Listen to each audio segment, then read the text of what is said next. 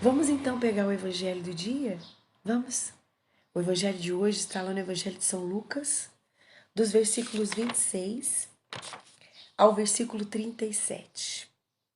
Versículo 26 ao 37. Peçamos o Espírito de Deus. Coloque um minutinho a mão sobre a sua cabeça. Ore. Peça a luz do Espírito sobre os teus pensamentos. Você que nos últimos dias tem tido tantos tormentos aqui. Insônia, preocupação. Você que tem vivido tantas situações aqui que você não para de pensar. Põe a mão na sua cabeça. Fala, Senhor, que os meus pensamentos agora encontrem com os teus pensamentos. Fala isso para o Senhor. Que os meus pensamentos encontrem com os teus pensamentos. Dilata, Senhor, as faculdades mentais, a minha capacidade de compreender. Alarga ela, para que nesta manhã eu compreenda mais da tua palavra. Que eu tenha uma experiência contigo nesta manhã, para a glória de Deus. Amém. Amém? O Senhor esteja conosco, Ele está no meio de nós. Proclamação do Evangelho de Jesus Cristo, segundo São Lucas. Glória a vós, Senhor. Naquele tempo disse Jesus aos seus discípulos: Como aconteceu nos dias de Noé, assim também acontecerá nos dias do Filho do Homem. Eles comiam, bebiam, casavam-se e davam-se em casamento, até o dia em que Noé entrou na arca. Então chegou o dilúvio e fez morrer todos eles. Acontecera como nos dias de Ló. Comiam e bebiam, compravam e vendiam, plantavam e construíam. Mas no dia em que Ló saiu de Sodoma, Deus fez chover fogo e enxofre do céu e fez morrer todos. O mesmo acontecera no dia em que o Filho do Homem for revelado. Neste dia em que estiver no terraço, não desça para apanhar os bens que estão na sua casa. E quem estiver nos campos, não volte para trás. Lembrai-vos da mulher de Ló. Quem procura ganhar a sua vida, vai perdê-la, e quem perder, vai conservá-la. Eu vos digo, nesta noite, 2 estarão numa cama, um será tomado e o outro será deixado. 2 mulheres estarão moendo juntas, uma será tomada e a outra será deixada. 2 homens estarão no campo, um será levado e o outro será deixado. Os discípulos perguntaram: Senhor, onde acontecerá isso? Jesus respondeu: Onde estiver o cadáver, aí reunirão os abutres. Palavra da salvação, glória a vós, Senhor. O evangelho de hoje é o evangelho apocalíptico, né? É o evangelho do anúncio do final dos tempos. Se vocês perceberem, o evangelho de São Mateus, eu já falei isso, mas eu gosto de fazer memória para a gente não esquecer daquilo que Jesus tem nos ordenado, orientado, alertado nos últimos tempos. O Evangelho de São Mateus, o ponto forte dele são as curas de Jesus. O Evangelho de Mateus, todo o Evangelho de Mateus, a gente viu muito Jesus que entrava, que curava, que libertava, que fazia e acontecia. O Evangelho de Lucas é o Evangelho que traz notícias para nós. É o Evangelho que traz revelação. E o Evangelho de hoje, ele vem revelar do final dos tempos, o que vai acontecer. Não é o livro de Apocalipse, mas Jesus, em vida, já também anunciava o que vai ser o final dos tempos. Então o Evangelho de São Lucas é o Evangelho que traz o tempo todo para nós o quê? Olha, presta atenção, você não tem tanto tempo assim não, hein? Olha, presta atenção, você não é uma pessoa que tem tanto tempo aí para poder ficar envolvido com as coisas do mundo. É hora de você despertar a tua vida e se alinhar com Deus. O Evangelho de São Lucas, então, ele vem falar sobre isso, né? Ele vem trazer uma linguagem para nós hoje de 2 homens que se destacaram porque seguiam o Senhor. O evangelho de hoje vem falar de Noé e vem falar de Ló. O tempo em que Noé viveu. Noé viveu num tempo em que as pessoas viviam distantes do Senhor, cada um fazendo as suas coisas. Cada um trabalhando, comprando, casando, construindo, viajando, se divertindo. E Deus era amigo do coração de Noé. Deus estava com Noé, Deus falava com ele. Então Noé tem uma experiência de Deus quando Deus revela para ele: olha, eu vou mandar o dilúvio e eu vou acabar com tudo para que haja um recomeço. Então Deus fala com Noé e Noé acredita. Imagine Noé construindo aquela arca e muitas pessoas falando assim: você está ficando louco? Por que você está fazendo isso? Vai trabalhar em outro lugar. Vai construir a tua vida. Vai cuidar das suas filhas, construindo uma arca. Da onde você tirou? Você está ficando louco? Da onde que você tirou que vai acabar o mundo? Da onde você tirou que vai vir a água, que vai chover? Você está pirando? Você está pirando cabeção, o Noé? Então, Noé, ele sofreu perseguições, principalmente na sua mente. Porque ele precisava acreditar na experiência que ele teve com Deus, do que Deus falou com ele, e esquecer o que as pessoas falavam à sua volta. Então Noé foi um homem dentro de um tempo onde não se via uma manifestação extraordinária de Deus, mas ele experimentava todo dia essa manifestação extraordinária de Deus. Veja o que acontecia. Eles comiam, eles casavam-se, eles davam em casamento. Só que o dia que Noé, então, coloca todos os animais dentro da arca, o dia então começa o dilúvio. Com certeza, aquelas pessoas que estavam lá no campo, perdendo tudo, as pessoas que estavam dentro das suas casas, perdendo tudo, as pessoas que estavam vendo aquela água que não parava de descer, aquela água que não parava de descer do céu, falava assim: gente, Noé, aquele homem estava certo, aquele homem ouviu Deus e nós não tivemos nós não acreditamos, nós não tivemos sensibilidade, nós não tivemos discernimento. Então, Noé foi um homem que marcou a sua geração.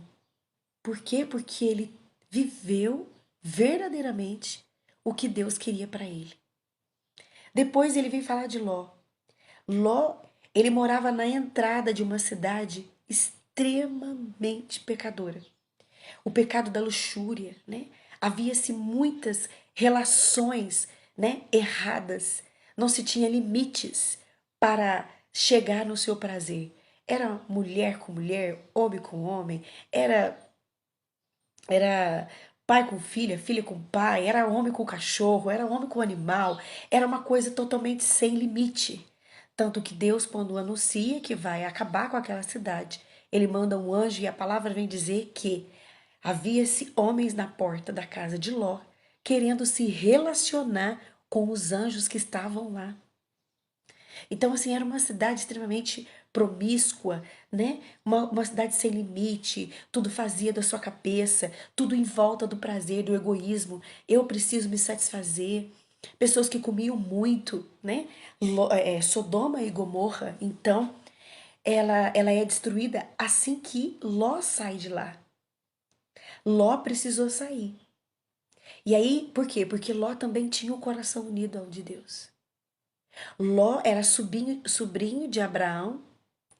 Além de ser sobrinho de Abraão, Ló também era temente a Deus. Ló buscava a face de Deus. Então, isso mesmo, Carlinha, como o mundo está hoje. Mas veja que ele foi uma seta, ele foi um farol, ele foi um sinal, ele foi um lugar aonde Deus descia. E o fato dele descer ali, ele preservou toda a família de Ló. Ele destrói, vem dizer que Sodoma e Gomorra foi destruído com fogo e enxofre, foi uma cidade detonada. Olha que forte isso, o evangelho de hoje então. Noé e Ló se atentam, presta atenção. Noé e Ló, eles se atentam aos sinais dos tempos. Noé e Ló se atentam ao que está acontecendo e fala assim: eu não vou seguir o que todo mundo está fazendo, mas eu vou pelo caminho que o Senhor está me dando. Eu não vou fazer o que todo mundo está fazendo. E veja, gente, isso tem que ser decisão. Porque vontade a gente quer fazer o que todo mundo está fazendo. A gente tem vontade de comprar o que todo mundo está comprando. A gente tem vontade de ter a casa que todo mundo tem. A gente tem vontade de fazer viagens que todo mundo está viajando. Comer o que os outros estão comendo. O tempo todo a gente quer fazer o que todo mundo está fazendo. Porque parece que todo mundo está feliz com aquilo. Né? Parece que a felicidade é sempre na casa do vizinho. Na nossa casa não tem. Só que os dois não olharam a vida dos outros. Os dois olharam para aquilo que Deus era para eles. Então eles obedeciam a Deus. Então eles viviam o que Deus proporcionava para eles. Olha que forte isso. Jesus vem dizer: o mesmo acontecerá no dia que o Filho do Homem for revelado. O dia em que Noé, então, começou a trazer os animais, a família dele para dentro da arca, a partir daquele momento em que ele fechou a arca, a água começou a descer e não parou mais. Assim que Noé tirou a família dele de Sodoma e Gomorra, o fogo começou a descer e não parou mais. Veja que nós não temos noção o dia em que Jesus descerá em glória e majestade, em volta aos anjos, em volta aos cantos majestosos e celestiais, as trombetas irão tocar e ele buscará. A palavra no livro de Apocalipse vem dizer: ele buscará os justos. Que dia vai ser isso, Danus? E veja, quando o Senhor traz isso para nós, né, eu até anotei aqui, né, que é interessante que no livro que traz a história de Ló, a gente também vê a história da mulher dele. Ló, então, quando ele sai de Sodoma e Gomorra, Deus fala para ele: não olha para trás. Deus fala para ele: não olha para trás. O que é não olhar para trás? Não fique a pensar na vida que você tinha. Não fique a relembrar o que você viveu. Não fica trazendo na sua memória o que era a sua vida lá, porque eu quero proporcionar coisas novas. Só que a mulher de Ló, ela olhou para trás. A mulher de Ló, ela olhou para trás. E ao olhar para trás, ela vira uma estátua de sal. O que a mulher de Ló fez? A mulher de Ló começava a dizer: quando nós morávamos lá, nós tínhamos amigos. Quando nós morávamos lá, nós tínhamos uma casa cheia, nós tínhamos dinheiro, nós tínhamos servos. Hoje a gente não tem nada, a gente está aqui, recomeçando tudo, reclamando, vendo tudo difícil, trazendo um peso para a família dela. Então, naquela condição da esposa de Ló, ela se transforma então nessa estátua.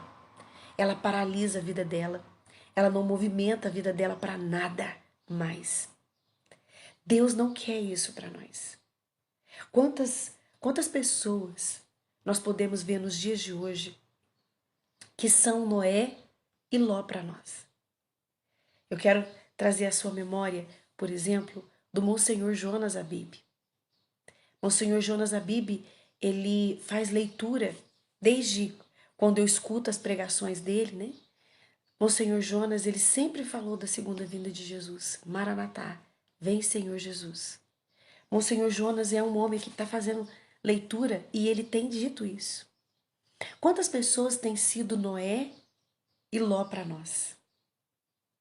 E às vezes nós temos sido como aquele povo que olha e fala: nossa, aquela pessoa, ela vive o evangelho, ela renuncia a isso, ela faz jejum. Parece que ela está mais alinhada, parece que ela não frequenta tal lugar, parece que ela não veste determinada roupa, parece que ela não fala determinada palavra, parece que ela não entra em determinado ambiente. E você percebe que aquela pessoa tem algo diferencial, ela tem um dom diferente. E essa pessoa, ela mostra para você, ela aponta para você algumas mudanças. Nos tempos de hoje, existe também. Só que o que nós temos que prestar atenção, meus irmãos e minhas irmãs, é que nós não podemos ser como o povo de Sodoma, que vai ficar lá, vai saber que tem gente sendo certa, mas a gente não segue. Nós precisamos entender que, eu preciso, né, entender isso hoje, que Noé construiu essa arca, ele entrou nessa arca. Então eu também preciso ir. Eu não posso ficar só admirando a vida dos outros. Eu não posso só ficar olhando a vida dos outros e falar assim, nossa, aquela pessoa é muito de Deus. Olha a intimidade que ela tem com o Senhor. Meu Deus, olha como ela é amiga de Deus, como ela conhece a palavra. Olha como ela é determinada por Deus. Nós não podemos só ficar admirando. Nós temos que também dizer, eu posso, eu consigo, eu vou junto. Eu tenho, eu tenho observado isso, né? Até mesmo na minha vida, porque Deus tem falado comigo dos últimos dias, né? Ele tem dito isso, olha, presta atenção nesse movimento do mundo, essa pandemia, o ano de 2022, essa vacina que é, não é só uma cura, ela é só uma, vamos dizer assim, algo paliativo. O ano que vem é um ano eleitoral, né? É um ano que vamos fazer muita vista grossa, mas 2023, prepara o teu coração. Deus tem falado muito isso comigo. Alinha a tua vida. 2023 é um ano muito arriscado para nós. Então eu preciso fazer o quê? Eu preciso me preparar. Eu tenho um tempo ainda, eu não sei o que pode acontecer. Então, veja que Deus está trazendo sinais para nós, né? Essa loucura das escolas, ideologia de gênero, quanta confusão acontecendo nas escolas, quantas brigas. Por quê? Porque querem ir contra o que Deus já colocou, Sodoma e Gomorra. Presta atenção, Sodoma e Gomorra, né? Ensinar tantas coisas que são contrárias ao que Deus tem nos ensinado. Gente, vocês não precisam, presta atenção, vocês não precisam ir longe, basta olhar pela janela da tua casa como está o mundo para você perceber, nós temos pouco tempo. Nós temos pouco tempo e nós precisamos investir na nossa salvação e na salvação da nossa casa. Presta atenção. Ontem eu recebi um pedido de ajuda de uma mulher e ela dizia assim: eu me casei, tenho 15 anos de casada. Eu e meu marido não sabíamos nada de Deus, nada. Eu me casei, nós dois vivíamos uma vida totalmente dependente do dinheiro. Nós dois gostávamos de uma vida boa, gostamos até hoje, ela disse, né? No pedido de ajuda, o final era isso. Danusa, eu encontrei Jesus, mas o meu marido ainda não. E tem sido difícil ver ele ainda naquela vida velha e eu tentando uma vida nova. Eu disse para ela, tenha paciência, porque é tempo de oração e testemunho. Ela dizia, eu não quero deixar o meu marido para trás. Eu não quero deixar ele porque nós dois, quando nós estávamos lá atrás, naquela farra, naquela vida onde para nós era muita bebedeira, muita festa em casa, muito churrasco, muita droga, né? Nós dois era parceiro, mas eu também quero levar ele, o meu parceiro. Achei tão forte isso, tô até arrepiando. Ela disse assim, eu também quero levar o meu parceiro ao meu lado. Eu disse para ela, pois é hora de oração. Porque quem vai do mesmo jeito, eu falei para ela, do mesmo jeito que Deus entrou no teu coração, mudou você, do mesmo jeito que Deus transformou seu coração, Ele vai transformar o coração do seu marido. Na oração e no seu testemunho. Mostre para ele que você está apaixonada por Jesus, que ele também vai se apaixonar. Do mesmo jeito que vocês se apaixonaram um dia pela cerveja, do mesmo jeito que um dia juntos vocês se apaixonaram por uma vida totalmente consumista, temos que ganhar, temos que ter, você também vai levar o seu marido para Deus testemunhando. Não é cobrando, não é impondo que ele tem que ir à missa aos domingos, não é impondo que ele tem que parar de beber a cerveja dele, não, mas é ao lado dele e na oração. Por quê? Porque a mudança aconteceu, os dois já estavam casados. Agora não tem jeito. Não tem jeito. Então eu falei para ela, é na oração, é no jejum, né? E ela disse para mim que ela também está fazendo o jejum de Daniel. E eu creio que Deus há de transformar a vida do marido dela. No tempo, falei para ela, Deus revelou para você no tempo certo. Ainda dá tempo.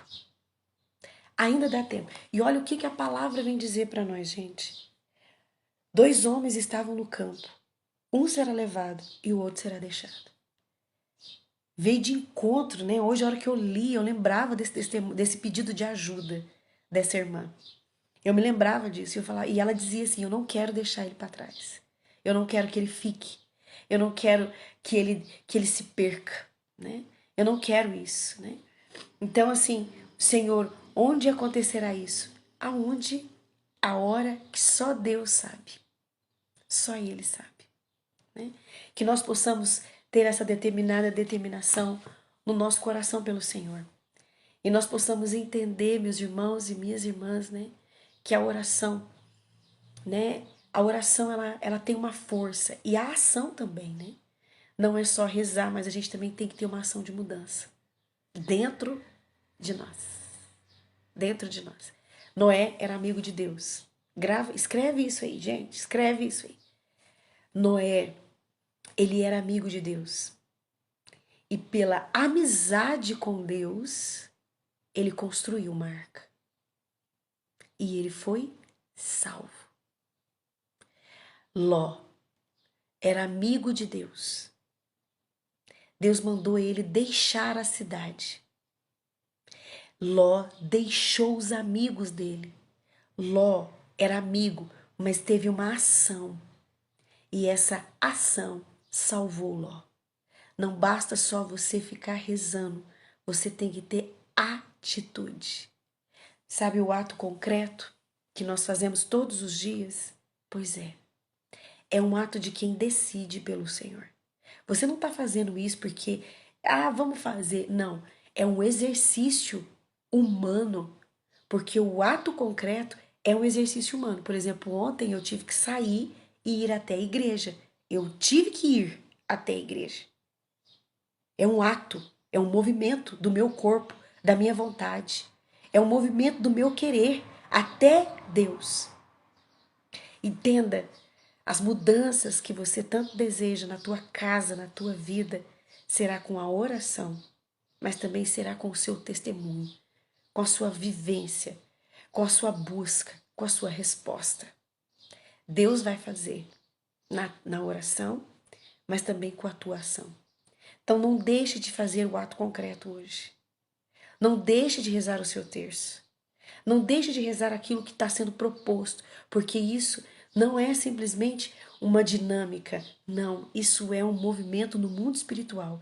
Você está sendo fiel no mundo material e isso vai ter uma influência no mundo material. A tua resposta aqui atinge o que a gente não consegue ver.